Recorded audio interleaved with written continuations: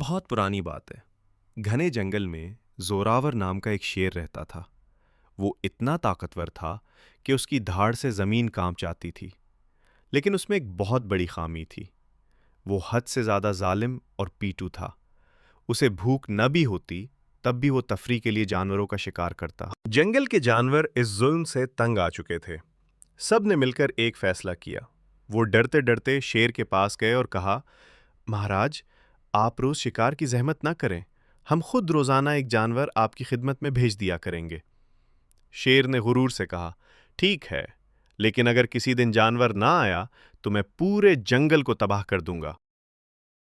دن گزرتے گئے اور باری باری جانور شیر کا نوالا بنتے گئے۔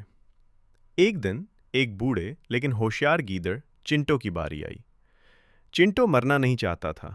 وہ بہت دیر تک سوچتا رہا اور پھر اسے ایک ترکیب سوجھی۔ وہ جان بوجھ کر شیر کے پاس بہت دیر سے پہنچا۔ شیر بھوک سے پاگل ہو رہا تھا۔ جیسے ہی گیدڑ پہنچا، شیر دھاڑا، او حقیر گیدڑ، تم اتنا لیٹ کیوں آئے؟ اور تم اتنے چھوٹے ہو، تم سے میرا پیٹ کیسے بھرے گا؟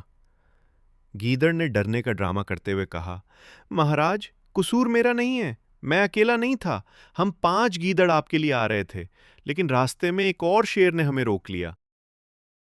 شیر غصے سے بولا، دوسرا شیر؟ میرے علاقے میں دوسرا بادشاہ کون آ گیا؟ گیدڑ نے کہا، جی حضور، وہ بہت بڑا اور خوفناک ہے۔ اس نے میرے 4 ساتھیوں کو کھا لیا اور کہا کہ جاؤ اپنے اس نقلی بادشاہ کو بتاؤ کہ اصلی بادشاہ میں ہوں۔ زوراور کا غصہ آسمان کو چھونے لگا۔ اس نے کہا، لے چل مجھے اس کے پاس۔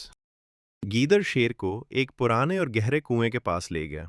گیدڑ نے کہا، مہاراج، وہ چور اس قلعے میں چھپا ہے۔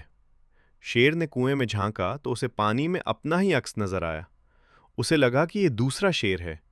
شیر نے دھار ماری تو کنویں سے گونج واپس آئی۔